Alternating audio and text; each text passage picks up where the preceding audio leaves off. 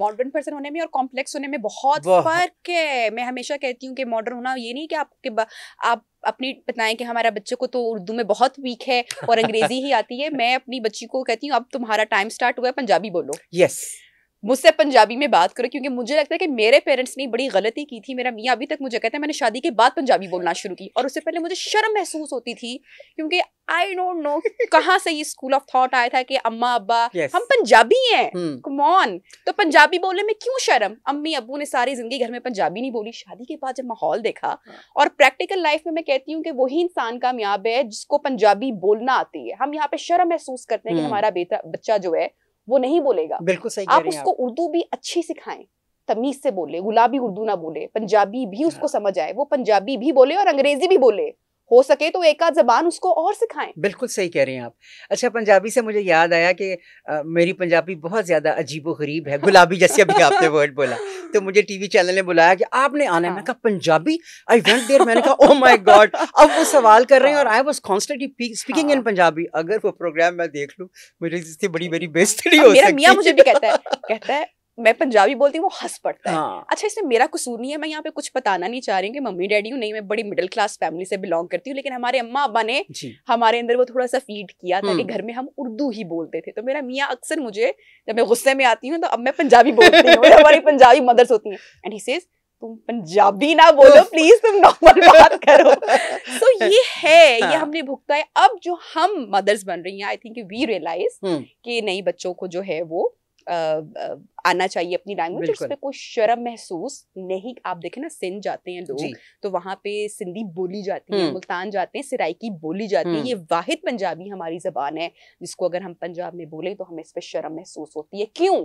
और दूसरी बात, सॉरी मैं बोलती जा रही हूँ, मगर देखिए आप जिस जगह पे रहते हैं वहां का जो इलाकाई जो एक जबान है उसका तासुर आपकी बोलने में, आपकी जबान में आता है, उसकी झलक आती है। Because we live in Punjab, और अगर किसी पंजाब में रहने वाले शख्स का लहजा पंजाबी है तो उसको अपने ऊपर शर्म महसूस नहीं करनी चाहिए।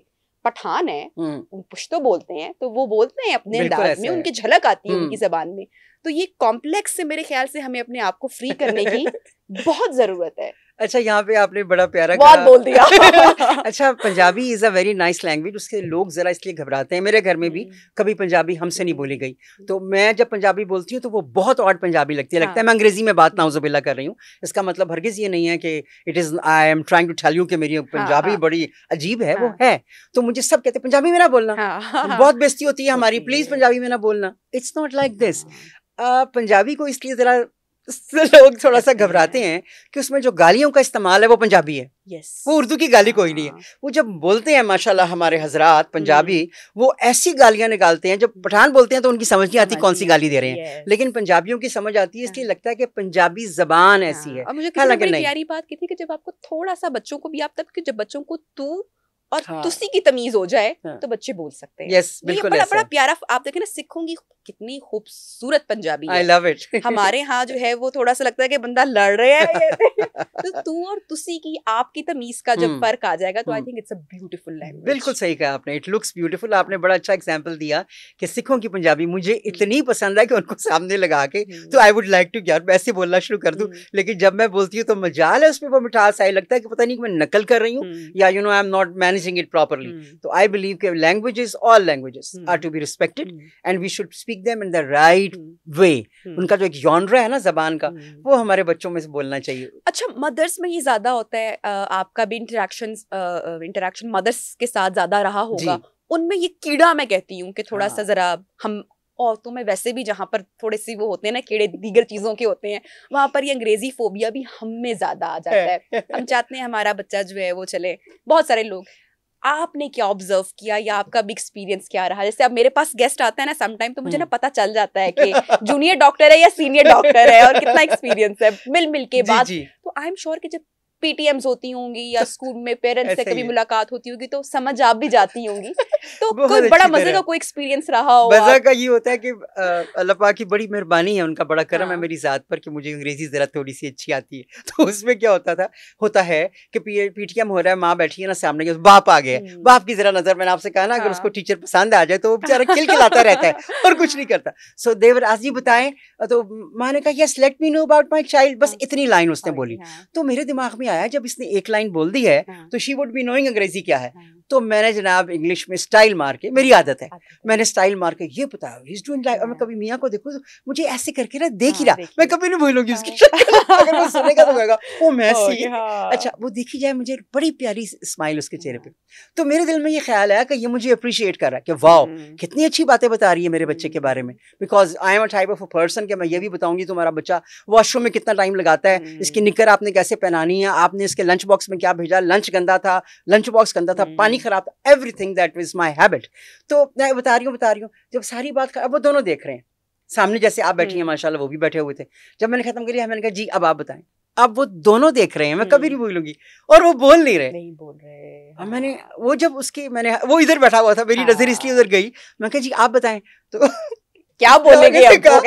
उसने कहा जी लेकिन ये नहीं होना चाहिए ना, मगर मुझे बड़ा मजा आया उसकी प्यारी सी बात पर कि उसने कहा तुसी यकीन करो कि जो भी तुसी कह रहे सो ना मैं तानू वेख रहा सा ना सोना बोल दियो। मैं कहा हे यू डिड नो, कहते नहीं जी हमें नहीं आती। मैं कहा ओ अच्छा, he was not feeling bad, neither I felt bad. मुझे लगा है 15 मिनट बोलने के बाद अगला बंदा समझा नहीं है, but I took them as a very cute gesture कि वो प्यार से मुझे कह रहा था ना सोना बोल दो। लो जी मैं आज तक उसकी शक्ल नहीं भूली। It happens, but yes I believe that English is a business language. ये एजुकेशन इंस्टीट्यूट्स में सिखाई जानी चाहिए है, बिल्कुल बिल्कुल, ये दुनिया में समझी जाती है। हाँ, इसको फरंगी की जबान बिल्कुल नहीं कहना चाहिए। हम उर्दू की भी इज्जत करते हैं बहुत ज्यादा। मैं उर्दू पढ़ाती हूँ BA और MA लेवल को, तो इसका मतलब है मुझे उर्दू आती होगी।